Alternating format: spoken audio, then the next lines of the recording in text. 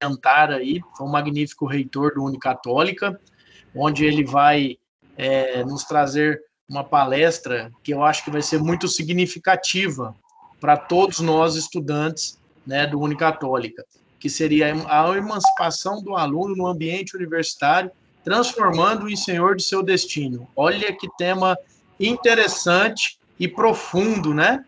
Nós, quando estamos aí no dia a dia da academia, depois do nosso mercado de trabalho, nós precisamos de nos emancipar de algumas coisas, de alguns detalhes, né? E nos transformar também para o destino que vai aparecer, né? Do destino que vai acontecer daí para frente.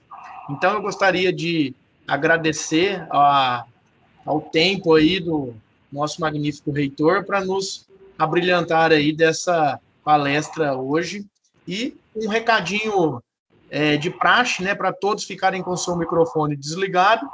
Se quiserem fazer pergunta, o nosso palestrante, o reitor Juliano, ele falou que pode interromper e perguntar, ou se quiser colocar no chat, eu ajudo na dinâmica aqui.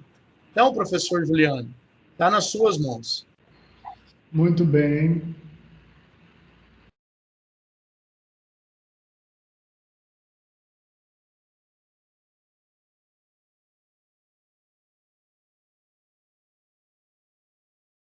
Ele caiu? Voltei, desculpa, gente. É só para começar com emoção a palestra. Bom, vocês me escutam bem? Claro. Maravilha. Então, Sim. muito obrigado pelo convite, professor Sarri. É um prazer estar aqui falando com vocês. Eu digo que é o seguinte, estou como reitor, mas antes de tudo sou por vocação e por escolha professor. E se tem uma coisa que eu gosto é a tal da sala de aula. E agora nós estamos em um ambiente virtual.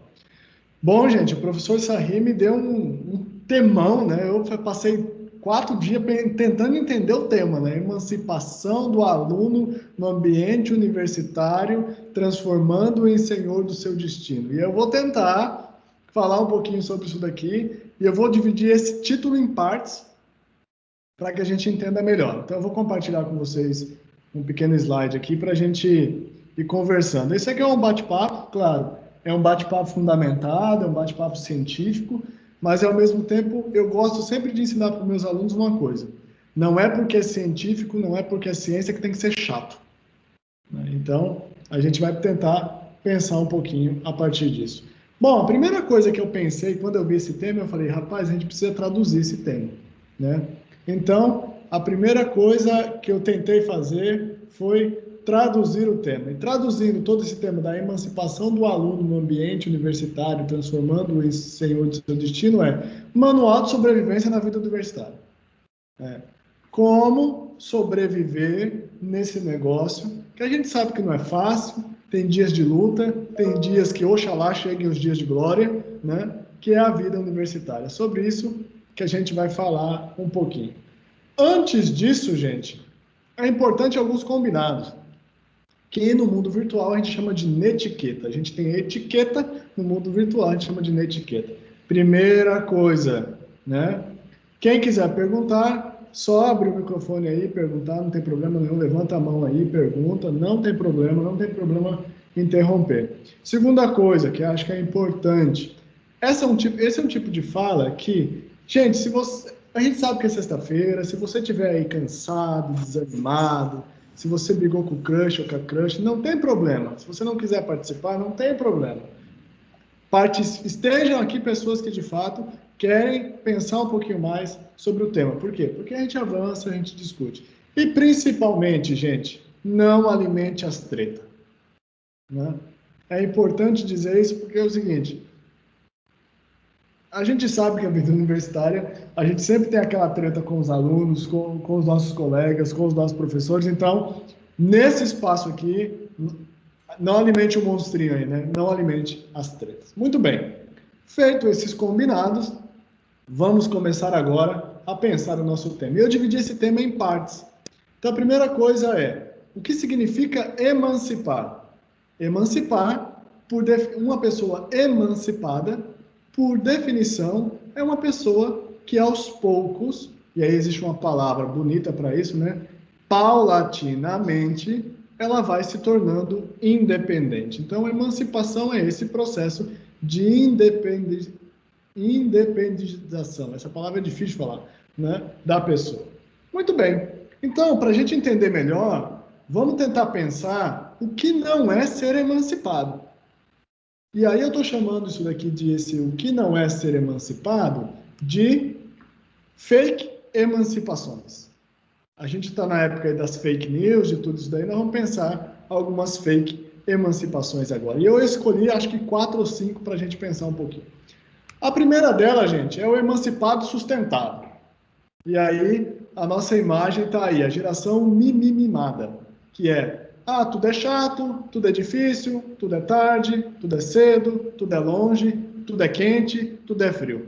É a geração inconformada. O cara chega lá, o professor Sarri estava falando, que vocês tiveram uma fala aí sobre como estar numa entrevista de emprego, esse tipo de coisa. O cara me chega lá, de terno, de botina cheia de cimento e um chapéu e vai participar de uma entrevista de emprego. E aí ele é rejeitado de cara na entrevista de emprego, ele vai falar, nossa, como esse mundo é cruel, ninguém me entende. Ou ele então, pior, ele chega de short. Né? Ele chega de short, camisetona, cabelo desarrumado e fala, e aí, meu? Aí o cara o entrevistador vira para ele e fala assim, por que eu deveria te contratar? E aí você responde, porque eu tenho grandes dificuldades em passar fome. É claro que o cara não vai te contratar, meu amigo. Então, e aí você sai de lá revoltado, dizendo que o mundo é um seu algoz. Não, gente, para. E isso é interessante. É aquela clássica frase, se você tira 10 na prova, nossa, como eu sou brilhante, como eu sou fantástico, como o sol tocantinense brilhou diferente no dia em que eu nasci. Agora, se você tira um 1 na prova, na disciplina de cálculo, a culpa é do professor. Né? É igual também quando a gente termina relacionamento. Tava lá, aquele amor, tudo é lindo. Começo, meu amigo, 3 primeiros meses é lindo, por quê? Porque a gente está com dopamina no sangue. Então, e dopamina tem o mesmo efeito, por exemplo, de quando a gente está bêbado, quando a gente está entorpecido. Aquilo dali descarrega na corrente sanguínea e tudo é lindo. Você pode ver que nos 3 primeiros meses não existe apaixonado feio. Nos 3 primeiros meses é o amor de Romeu e Julieta, o amor que durou 3 dias. Aí depois a coisa muda. E aí quando acaba, o relacionamento acaba, ele nunca prestou, ele nunca combinou comigo, ele sempre foi diferente, eu que não enxergava, eu que sempre fui besta. Gente, calma. Vamos devagar. Então, uma coisa importante é, o que é o emancipado sustentado? É o cara que fala assim, ninguém manda em mim? É o cara que fala assim, eu sou senhor da minha vida, mas alguém vai pagar meus boletos.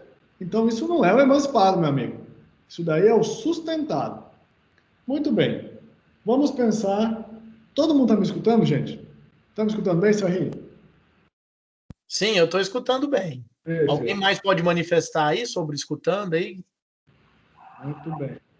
Então, sim, estou escutando bem. Valeu, gente. Ouvindo bem aqui também. Obrigado.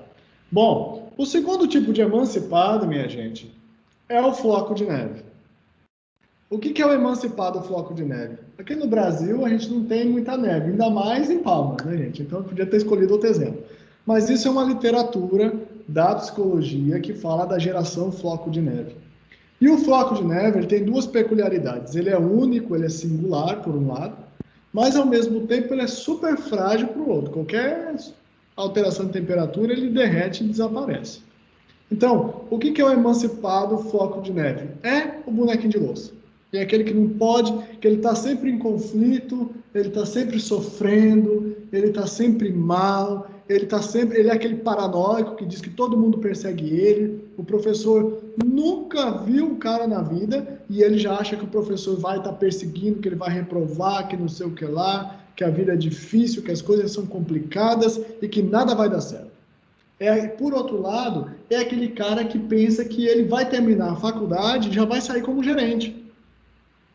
Que ele vai terminar a faculdade e no dia que ele pegar o diploma dele, as pessoas vão olhar para ele na cerimônia de colação de grau e vão dizer, rapaz, esse cara é um gênio. Né? A NASA precisa estudar esse cara, como dizia, a NASA precisa estudar o brasileiro, né? Então, assim, esse cara vai ser pego, assim, vai ser contratado no primeiro momento. Isso é um floco de neve. É uma pessoa frágil, uma pessoa de estrutura frágil, que por um lado pensa que todo mundo vai persegui-la, e por outro lado, né, ela não tem uma estrutura ainda preparada para enfrentar os grandes desafios. É aquela pessoa que não sabe lidar com não sabe lidar com as frustrações, não sabe esperar, não sabe lidar, por exemplo, quando as coisas não saem conforme as expectativas. Então, esse é o falso emancipado, o floco de neve. Um terceiro tipo de emancipado, de falso emancipado, é o ofendido. Se lá no começo tem o mimizento, esse daqui é o cara que tudo se ofende. Ou a cara, né? A pessoa que tudo se ofende. A gente vê muito isso nas redes sociais. Uma pessoa fala assim, nossa, o céu hoje, o pôr do sol hoje foi vermelho. E de fato foi mesmo. Estava bem vermelho assim o pôr do sol hoje. Aí a pessoa fala assim, nossa, mas o que você tem contra um pôr do sol amarelo? O que você tem contra um pôr do sol laranja? Não, mas eu estava falando do vermelho do pôr do sol. Não tem nada contra o amarelo, nada contra o laranja. O outro diz assim, não, mas eu torço para o Flamengo. O outro vai dizer, não, mas o que você tem contra o Vasco, contra o Palmeiras, contra o Corinthians, contra o Grêmio, contra o Inter? Não, mas eu estava falando do Flamengo. Então, é a pessoa que sempre está ofendida, por quê? Porque não se falou ou não se pensou como ela pensa.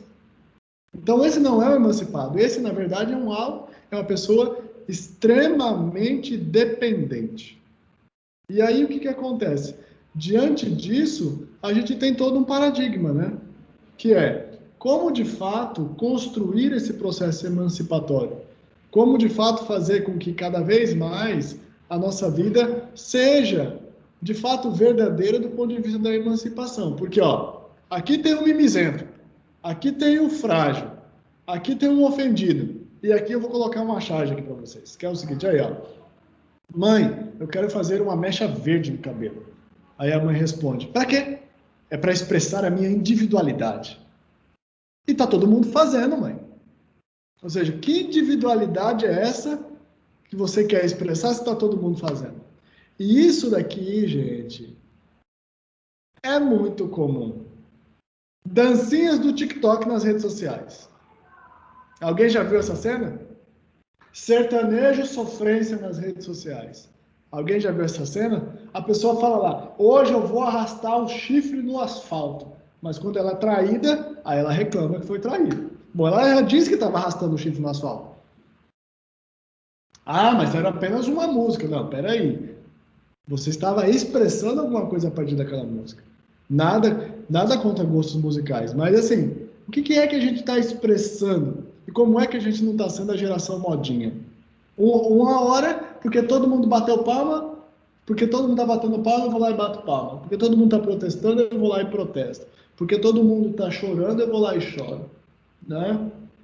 Isso foi muito interessante, por exemplo, esses dias atrás, quando como que chama o ator lá que fazia Minha Mãe é uma Peça, que eu esqueci o nome? Eu achei muito curioso essa cena. O Paulo Gustavo? Paulo Gustavo, obrigado. Paulo Gustavo faleceu, todo mundo, o Brasil sentiu, e de fato era uma pessoa muito expressiva, eu gostava, achava o Paulo Gustavo fantástico. Minha Mãe é uma Peça, uma vez eu peguei minha mãe e levei para o cinema para assistir Minha Mãe é uma Peça, ela ficou uma semana sem falar comigo, porque ela achou que aquilo dali era um complô contra a pessoa dela, meu pai achou maravilhoso, né? Mas aí o que acontece? Paulo Gustavo morreu e no mesmo dia, no mesmo dia aconteceu a tragédia lá aquelas mortes em Santa Catarina, em Saudade de Santa Catarina, onde 3 crianças foram praticamente esfaqueadas, mais 2 professoras. E é engraçado que todo mundo que às vezes nunca tinha ouvido falar no Paulo Gustavo, falava assim, luto, o Brasil perdeu, luto eterno, né? O fim do mundo, e aquelas crianças ninguém lembrou. Então, assim, vejam o peso e o contrapeso, né? Nossa, agora nós temos um pai que deixou 2 filhos lá, né? O esposo do Paulo Gustavo. Mas e aquelas crianças lá? E aquelas famílias? Ninguém lembrou daquilo. Então, vejam só como é a modinha. Nada contra sentir pela morte de Paulo Gustavo. Mas, eu estou dizendo um outro ponto. Até que ponto a gente não se moveu? Até que ponto aqueles posts não foram colocados ali simplesmente para seguir a tendência do verão? Vou dar um outro exemplo. Quando, no começo, há pouco tempo atrás, o Instagram criou um símbolozinho do Ramadã, que é uma celebração islâmica muito séria, como se fosse a quaresma para os muçulmanos. E aí o que o pessoal falou? Começou a usar aquele símbolo do Ramadã simplesmente para ter maiores views, maiores visualizações no Instagram, sem nunca saberem, desrespeitando a tradição muçulmana. Então, veja só como são interessantes as coisas e como é que as modinhas... E aí, todas essas pessoas que fizeram isso, ou melhor, todas é muita gente, mas grande parte, ou boa parte dessas pessoas que fizeram isso, muito provavelmente elas estavam ali levantando a bandeira do quê? De que elas eram independentes, de que elas eram emancipadas, de que elas eram autônomas, de que elas eram pessoas autênticas. Gente, eu não tenho nada contra a rede social, eu sou um usuário de rede social, acho que é um canal como qualquer outro, mas basta ver que em rede social todo mundo copiando uns aos outros, todo mundo se alega um discurso de autenticidade, todo mundo se diz emancipado, todo mundo se diz original, ainda que as dancinhas, as mexidas no cabelo, os movimentos e as frases sejam todas iguais. Esses dias eu achei muito engraçado. Eu estava ouvindo rádio, vindo do trabalho, e aí tinha uma blogueira numa rádio aí que dizia o seguinte: olha, gente, eu lá no meu Instagram, eu tô dando dicas para como você colocar um fundo falso nas imagens do seu quarto para ficar legal. Aí o radialista falou assim: mas por que você tem que colocar um fundo falso na imagem do seu quarto? Não, é para ficar bonito no post, ou no Stories, ou no Reels que você está fazendo. Eu falei assim: mas que vida mais recortada que é essa? Que vida mais inautêntica que é essa? Vocês acham que um tipo de vida dessa é uma vida emancipada? Muito embora tenha milhares de likes. Então, é esse tipo de coisa que a gente está refletindo. E aqui vem um outro ponto, continuando avançando aqui na nossa reflexão, que é o seguinte: sobre a rebeldia. Gente, tem uma fase da nossa vida que fica ali na fase da chatice da adolescência, que a gente tem o direito de ser revoltado. Não tem problema.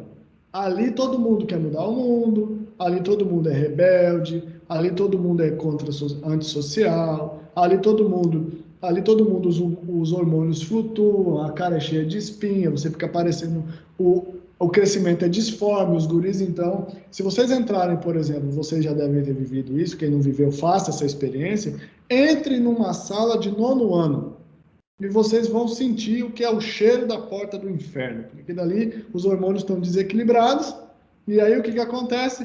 E todo mundo ali pensa que é adulto e vai mudar o mundo. Não tem problema. Naquela fase é legal. Naquela fase não tem problema. Agora, o problema é quando a gente continua o revoltado sem causa aos 30, aos 40, aos 50, aos 60, aos 90... Aí fica feio, né, gente? Revoltado sem causa aos 60 anos de idade, além de ser ridículo, cansa. Então, Juliana, então quer dizer que você está dizendo que nós não podemos nos expressar. Pelo contrário, eu estou dizendo que vocês devem se expressar, mas não sendo um chato de galocha.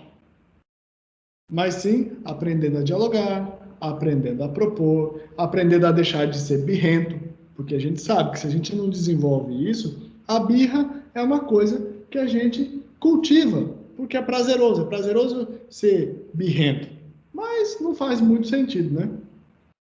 Então, o que é emancipação, afinal? Emancipação é um ato de responsabilidade. Como assim, Juliana? Eu me torno livre a partir do momento que eu me responsabilizo cada vez mais por aquilo que eu faço. Eu me torno livre a partir do momento que, cada vez mais, eu sou o senhor da minha história. E eu busco cultivar isso. Aqui o Ivanilson está perguntando, seria uma forma de vazão à opinião alheia? Poderia, se eu entendi bem sua pergunta. Desculpa, se eu não entendi, você abre o microfone aí e me fala. Poderia ser uma forma de vazão, ou poderia simplesmente ser uma forma de, se eu estou entendendo bem a sua pergunta, de repetir o modelo para quê? Para ser aceito.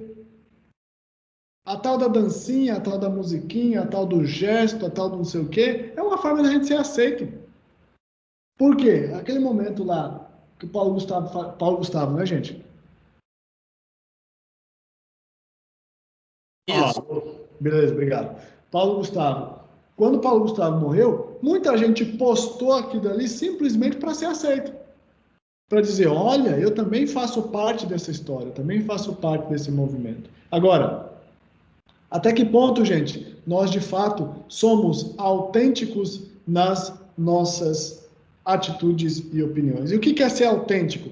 Ser autêntico é ser capaz de responder plenamente ou com a maior reserva possível aquilo que me é cabido na minha história. E o que me é cabido na minha história? Neste momento, é ser um universitário em pandemia. Aí vem os TDBs da vida. Ai, se eu estivesse lá na praia de Ipanema, neste momento, em 2019. Primeiro, que você não está em Ipanema. Segundo, que você não está em 2019. Terceiro, que você está em Palmas, ou em outro lugar que vocês estão aí me ouvindo, em pandemia. Então, gente, e aqui tem vários estudos demonstrando isso. Todas as vezes que eu projeto a minha imaginação para uma realidade que eu não consigo viver neste momento, a única coisa que eu ganho é me tornar menos feliz. Portanto, é contraproducente fazer esse tipo de coisa.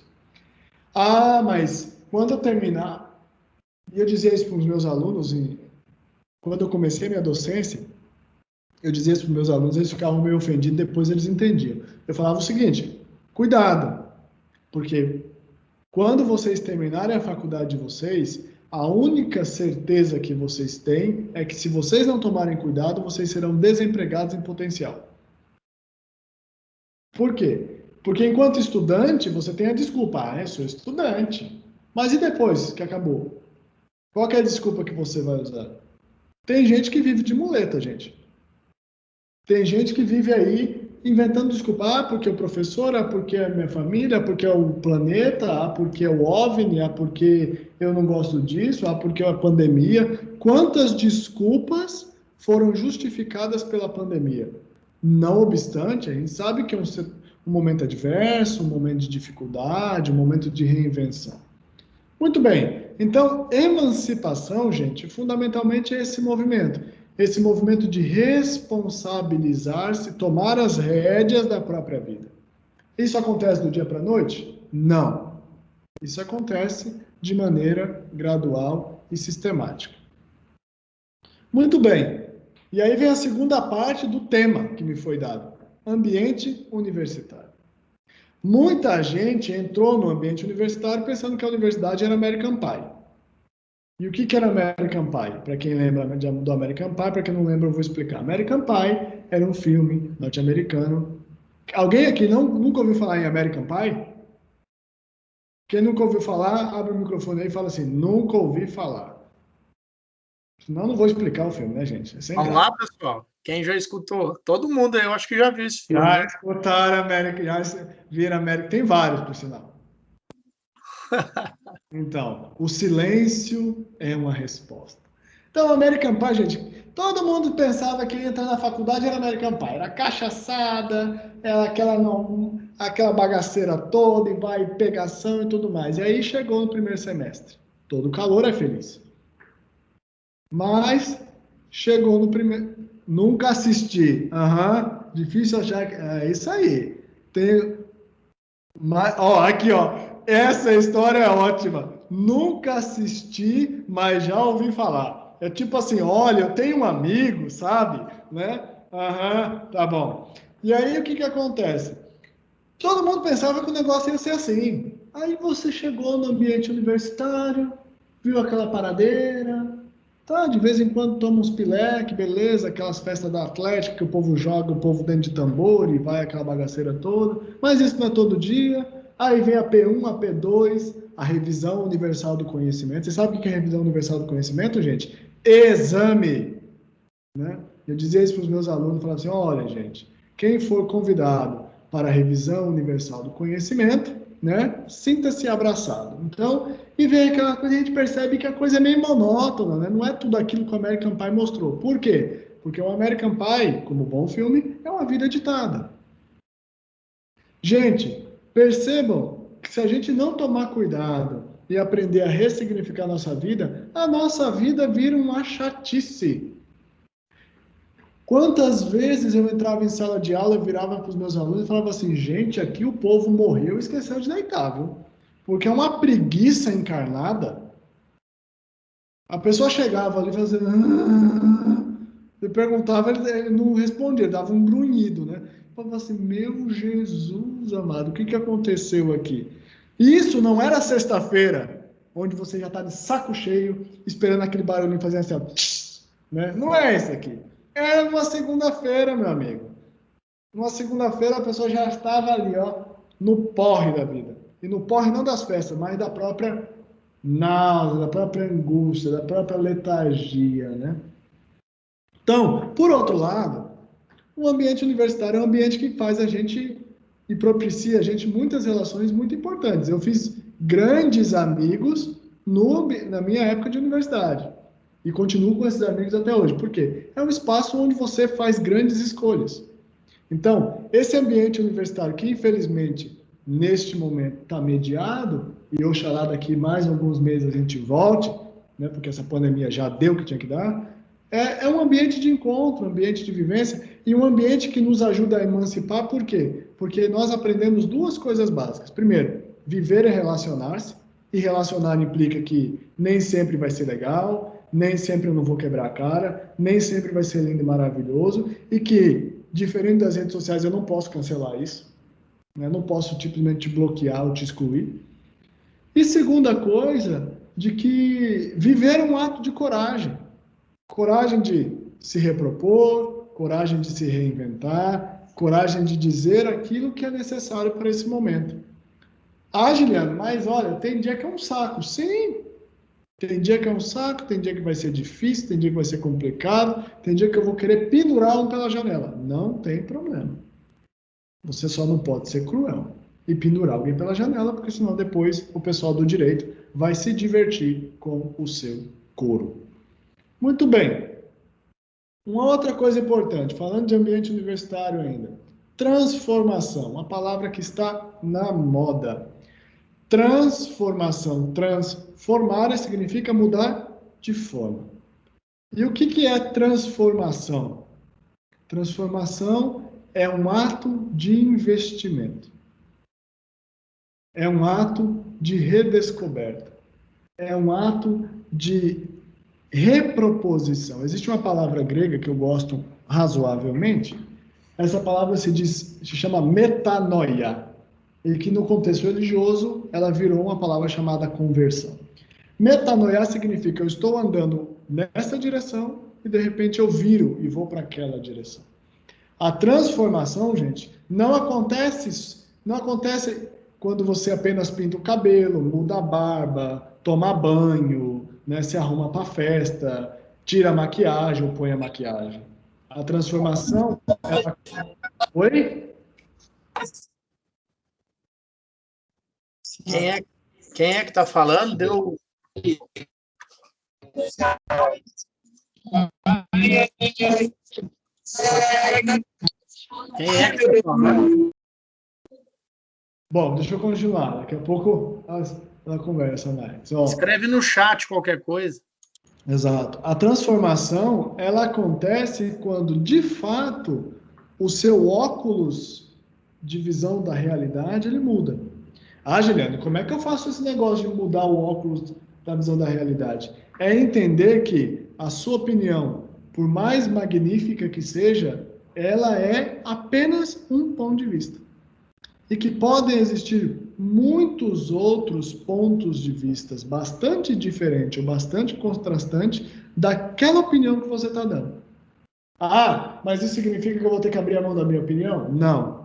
Isso significa que você pode tornar a sua opinião muito mais rica, muito mais robusta, muito mais fundamentada ao escutar os demais. Shakespeare, aquele autor inglês lá que todo mundo fala, todo mundo sabe por causa da Romeu e Julieta, mas pouca gente ou quase ninguém leu, né?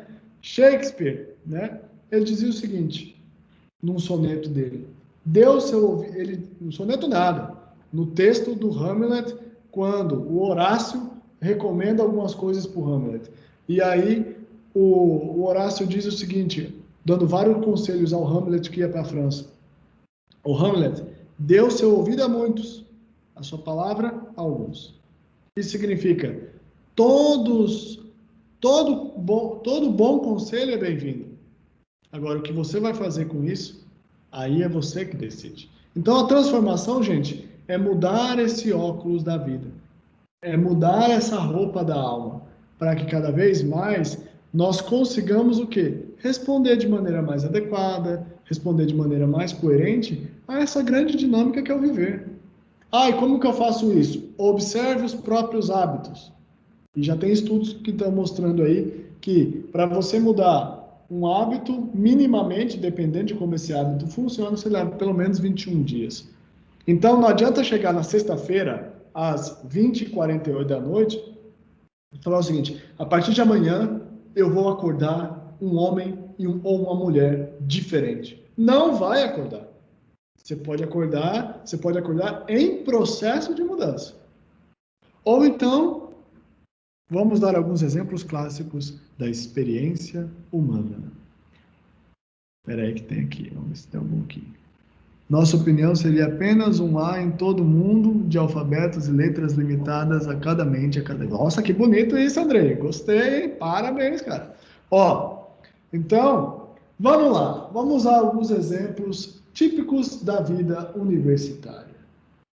Estava lá, começando aí, curso de engenharia, aquela história toda, aí American Pie na minha cabeça, e vai, aquela bagaceira toda, conheço alguém, conheço a menina, o menino, e por aí vai, começa a se enrolar, e de repente, a menina começa a se envolver com o menino e pensa que vai transformar o menino à moda sua, à moda da sua vontade.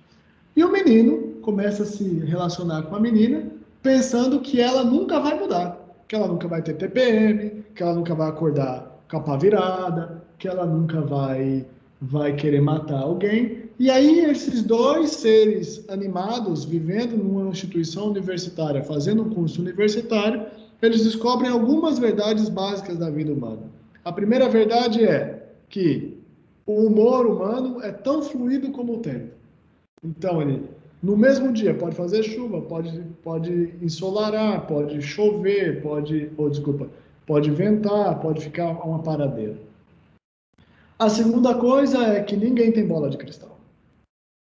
Então, aí chega assim o aluno e fala, professor, você deveria me entender. Uma vez, a minha formação básica é em filosofia, depois o mestrado, doutorado em psicologia. E o pós-doutorado em filosofia de novo, porque a gente tem que voltar para as loucuras da vida. E aí um aluno meu falou assim, professor, o senhor não tem coração no dia que eu estava entregando uma prova. Eu falei, aí eu dei uma clássica resposta filosófica, que é, filósofo não foi feito para sentir, mas sim para pensar. Aí ele ficou ofendido, foi lá, falou, meu Deus, o mundo acabou. Mas na verdade, eu dei uma resposta no seguinte sentido para ele, que é importante assumir a racionalidade da própria vida. Uma vez, falando com o pessoal da engenharia, e aí eu pedi para os meus alunos da filosofia fazer a pergunta, qual que é o sentido da vida? A resposta que os engenheiros me deram foi, bom, isso daí é uma pergunta que não pode ser calculada, portanto não é nossa. Mas todos nós, gente, temos que buscar um propósito para esse trem chamado vida. Por quê? Porque independente se eu sou de exatas, humanas, astronômicas, astrolábicas, ou queiram chamar como vocês chamem, nós precisamos cotidianamente nos reinventar nessa coisa chamada viver. Porque senão as coisas não vão fazer muito sentido, né? Então isso é um processo. Então transformação não adianta mudar a carcaça. Não adianta mudar o rosto, não adianta mudar o cabelo, não adianta mudar a maquiagem, se as coisas aqui dentro continuam do mesmo jeito. É mais fácil fazer o caminho contrário. Melhor não, mais fácil não. Mais profundo, mais eficaz. E aí vem a última parte da frase que o professor Sarri me propôs como tema, senhor do seu destino, né? Parece título de novela esse negócio aqui, a Senhora do Destino. Tinha uma novela que tinha esse negócio, não era? O que significa ser senhor do seu destino? E a pergunta cretina que, como bom filósofo, eu faço é: há destino? E aí, o que vocês acham? Vamos lá, vamos fazer um momento aqui de palavra aberta. Há destino?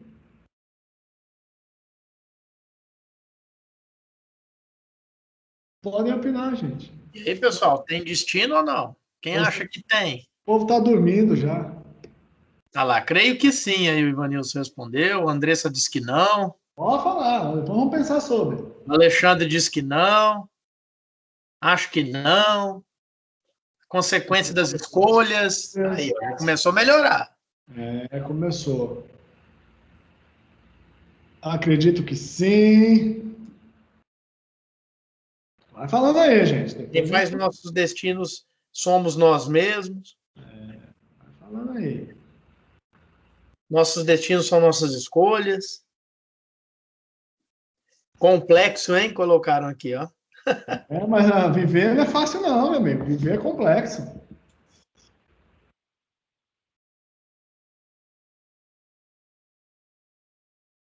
Você quer coisa mais complexa do que viver, meu amigo? Pensem em vocês hoje. Como vocês acordaram e como vocês estão nesse momento. Quanto de coisa já aconteceu na vida de vocês e o quanto de humores vocês já viveram. Hoje. Muito bem. Vamos lá. Destino. Esse é massa. Filosofia aplicada a destino, episódio 1. O que é o destino? O destino, gente, é uma coisa que não é nova. O destino é pregado para quem se obstina a se manter na mesmice de sempre. Olha, rapaz, esse André é filósofo.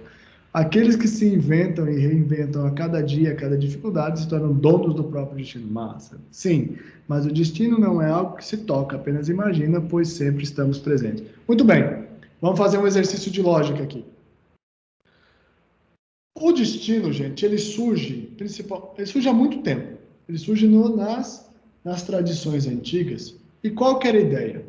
A ideia é que tudo na realidade era determinado.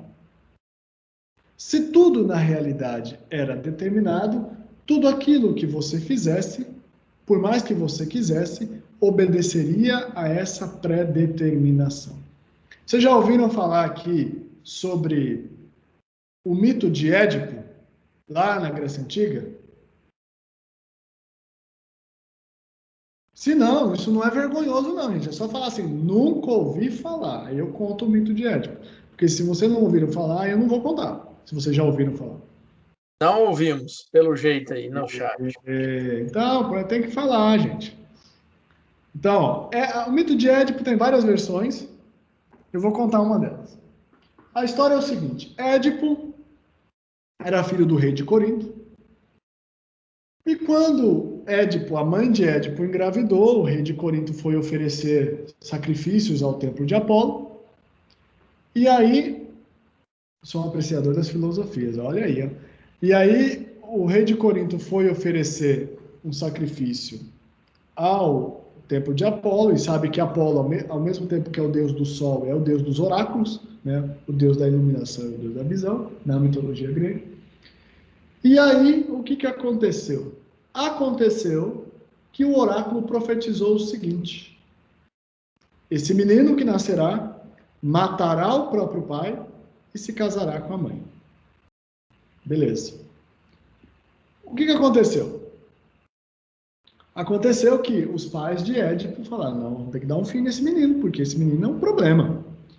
Aí, Édipo foi colocado num ermo, num lugar deserto, para morrer. Só que ele foi encontrado. Ele foi encontrado e foi criado por um outro rei. Foi criado por um outro rei de uma outra cidade-estado grega. E beleza. E Édipo sabia dessa profecia, de que ele estava destinado a matar o pai e casar-se com a mãe. E sabendo disso, ele buscou de tudo para evitar essa profecia.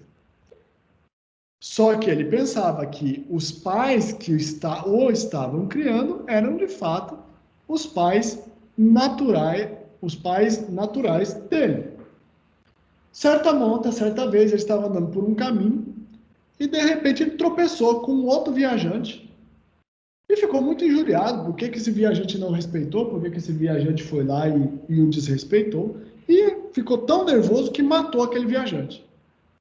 Tá, e ele continuou andando, tá, e vai para cá, e vai para lá, chega à cidade de Corinto. De repente, ele descobre que a rainha ali estava viúva e a rainha ainda dava um caldo, como diz o outro. Ele pegou e foi lá, começou a galantear-se ou pavonear-se para a rainha, e a rainha caiu nas graças de Édipo, e Édipo caiu nas graças da rainha, e aí eles se casaram. Passado o tempo, Édipo foi descobrir que aquele homem que ele topou na estrada era o pai dele, e aquela mulher com a qual ele estava casado era a mãe. Então, a profecia do oráculo se cumpriu. Édipo ficou tão triste, tão desesperado, que furou os 2 olhos e saiu caminhando. É assim que termina uma versão do mito, né? O que é o destino, então? O destino é algo do qual não se pode fugir. Por quê? Porque esses povos trabalhavam com a ideia de que o mundo é pré-determinado. Então, no mundo onde há destino, não há liberdade, gente. E no mundo onde não há liberdade, tudo aquilo que vocês fizerem, meus caros e minhas caras, vocês, por mais que vocês corram, vocês sempre vão estar cumprindo a bula do destino.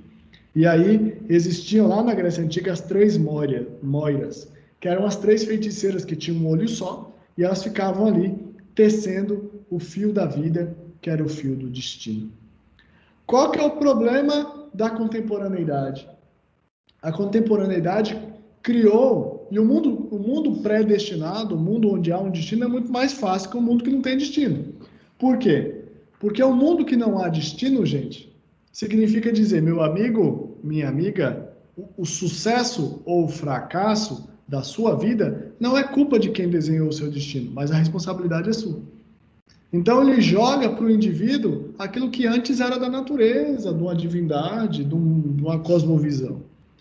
Então, quando a gente fala o seguinte, o que significa ser senhor do seu destino em nossos dias, na contemporaneidade? Significa criar as condições para que você possa responder de maneira adequada àquilo que você está se propondo. E o que é que você... Então, o que é mais importante, gente? É saber qual vai ser o seu destino? Não. É saber o que é que você está se propondo hoje. E a pergunta que eu deixo para vocês, não precisam responder, é essa. O que é que você está se propondo hoje para que o seu destino, a sua história, os seus sonhos e as suas esperanças sejam possíveis de se realizar amanhã? O que é que vocês estão construindo?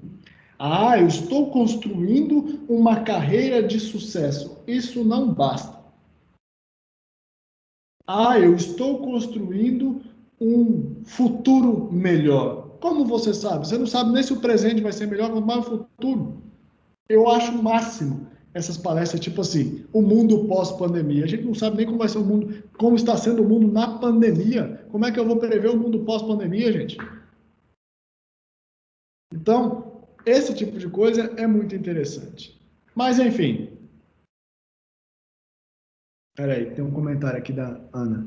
Acho que cada vez mais a liberdade vem se mostrando uma ilusão. Seja prisioneiro do destino ou das convenções do mundo moderno, tais como as modinhas citadas anteriores, que são muito difíceis. Legal, Ana. A liberdade plena é um sonho. A liberdade condicionada é uma possibilidade. Porque sim, como a Ana disse aí, existem muitos condicionamentos. Gente, você quer bicho mais previsível e paranoico do que um ser chamado Homo sapiens sapiens? Mas dentro dessa previsibilidade e dessa paranoia, existe um espacinho onde eu posso customizar com o meu rosto a minha identidade. E esse espacinho pequenininho é o espaço da liberdade. Sim, se você falar assim, existe privacidade no mundo moderno, eu vou dizer o seguinte, bom, se você tem um celular, não trabalhe com a ideia de privacidade. Se você está hoje aqui assistindo na frente se você hoje está me ouvindo nesse momento, não trabalhe com a ideia de privacidade. Nós estamos sim no Big Brother. né? Alguém está sempre nos olhando. E não existe apaguei dados no mundo digital. Não existe, mudei de ideia. Então, lembre-se sempre disso também. E por fim, gente, para não me delongar, porque afinal de contas é sexta-feira, e vocês não são obrigados a ficar me escutando por muito tempo, né? Então vem aqui a seguinte frase. Sextou, né, gente? Sextou, porque sextou, né? Bora tomar uma? Em qual posto de saúde, né, gente? Porque a gente está aí à espera de uma vacina. Muito bem, muito obrigado mais uma vez, professor Sarri. Não sei se alguém tem alguma dúvida, algum comentário, alguma questão, se gostaram, não gostaram. Palavra aberta. Obrigado, Juliano. Vamos ver se tem alguém que queira fazer algum comentário. Pode ficar à vontade. Mas já, Thalita, acho que queria mais. Thalita, uma coisa importante é o seguinte, os romanos dizem assim, fale pouco e agradarás. Isso é verdade. O Andrei colocou uma fala aqui, na real, somos prisioneiros de nossas próprias ideias e pensamentos. Sempre que apoiamos uma ideia em nossas mentes, nos opomos a uma que já tenhamos pensado antes. Por isso, creio que nunca estamos livres da verdade. Porra! Muito bom, Andrei. E aqui tem uma questão importante. Cuidado, você tem razão, mas cuidado com essa ideia. Cuidado para não ser prisioneiro da ideia de liberdade incondicionada.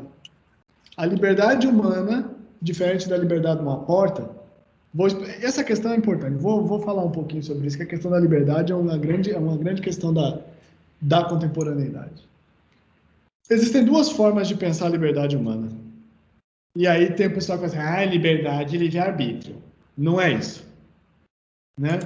A liberdade humana, uma forma de se pensar é a liberdade como não impedimento. Que, de maneira muito básica, pode ser resumida assim. Por que o cachorro entrou na igreja? Porque a porta estava aberta. Então, liberdade como não impedimento é isso.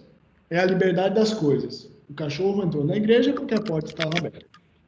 Um outro tipo de liberdade é a liberdade enquanto responsabilidade. Então, eu sou livre à medida que eu consigo dar sentido e significado às minhas escolhas e aos meus posicionamentos.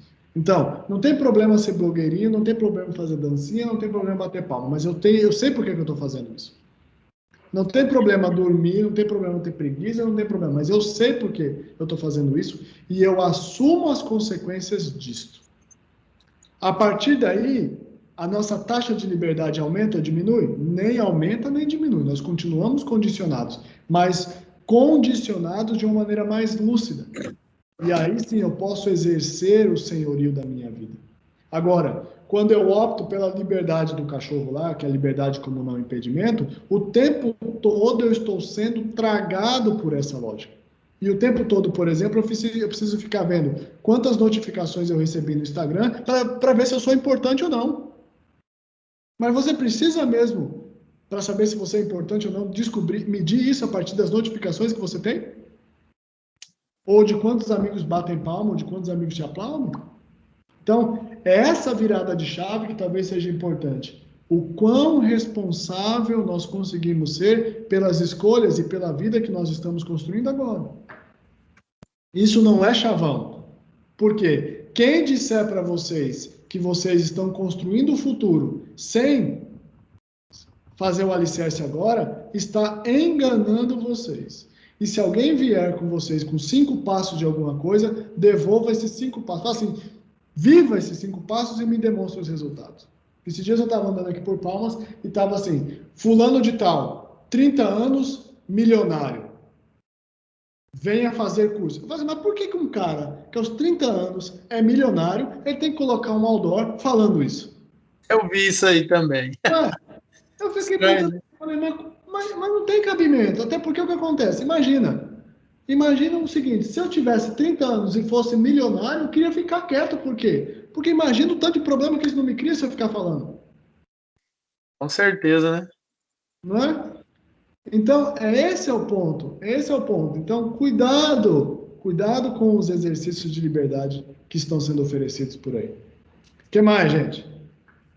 Alguém mais? Professores que estão aí também, quer fazer alguma colocação?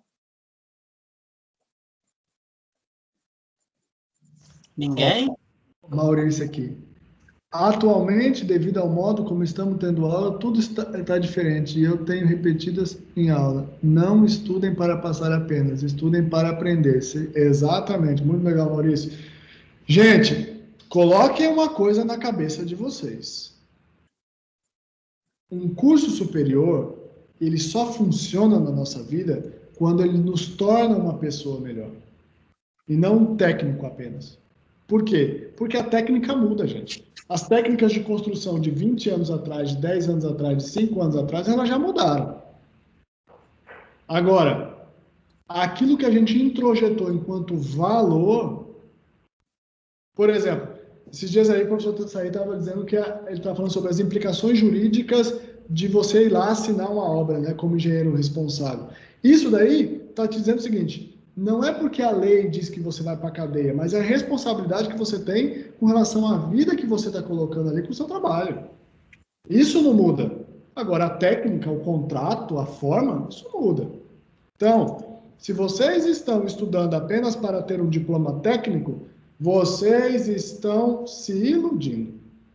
Agora, se vocês, por meio de uma formação técnica, estão se tornando pessoas melhores, aí, muito provavelmente, vocês terão espaço dentro da sociedade, do mercado.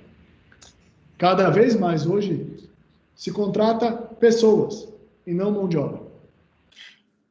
Exato. Boa noite a todos e parabéns pela palestra. Eu queria só complementar isso que eu escrevi, que é uma questão de liberdade, obviamente, e hoje as nossas dinâmicas estão um pouco mais livres, a gente não vê os alunos, muitos alunos estão fazendo 2 ou 3 coisas ao mesmo tempo. Isso eu estou levando a questão para o ensino, para o aprendizado.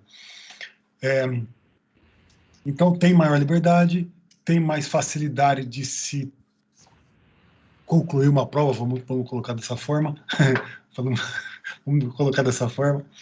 Então, alcançar algumas coisas está mais fácil, mas essa responsabilização, que é talvez essa se tornar senhor do próprio destino, é um pouco umas coisas um pouco mais complexas, mais filosóficas, mas não nesse sentido. Estou trazendo de novo o sentido para a sala de aula. Isso vai chegar no mercado. Nós vamos chegar no mercado, ou na vida, ou uma postura, uma responsabilização. Nesse sentido que eu gostaria de colocar essa... Desliga o microfone, Andriele. É isso mesmo, Maurício. E assim, se vocês falarem assim, quando é que nós podemos dizer que nós nos tornamos senhores da nossa própria vida? Quando a vida acabar. Por quê? Porque até então, lá, nós estamos em processo de. Se você chegar aos 30 anos, aos 20 anos, aos 40 anos e falar, eu sou o senhor da minha própria vida, já acabou, fechou o boteco, acabou. Porque significa que você não avança mais. Então, o processo da vida humana não é um processo de chegada, mas é um processo de caminho. É um caminho que todos os dias... E cuidado, porque não necessariamente é um caminho para cima. É um caminho. Pode ser para baixo, pode ser para o lado, pode ser para o mesmo lugar, que igual ficar girando em torno do próprio centro. Mas é um caminho. Então, é descobrir ou redescobrir o sabor do caminho. Vocês vão ver, gente. No dia da colação de grau de vocês vão estar felizes, vão lá, festa, não sei o quê, fica de 3 dias de fogo. Não tem problema. Mas depois, quando a ressaca acabar, vocês vão perceber que foi uma etapa do caminho. Que vocês vão começar outra, e outra, e outra, e outra. Por quê? Porque o senhorio da própria vida é o senhorio do caminho, não o senhorio da chegada. Com certeza. Alguém mais quer fazer alguma pergunta, alguma colocação? Tem mais alguém? Acho que não. Foi muito boa a colocação do professor Maurício, né? Aquela, viu, professor Juliana? Aquele negócio de fazer 3, 4 coisas ao mesmo tempo. Eu acho que isso, o nosso mundo não vai mudar e não vai parar, isso vai acontecer. Sim. Mas nós temos que ter discernimento em dividir e saber o que pode ser feito dessa forma e o que não pode, né?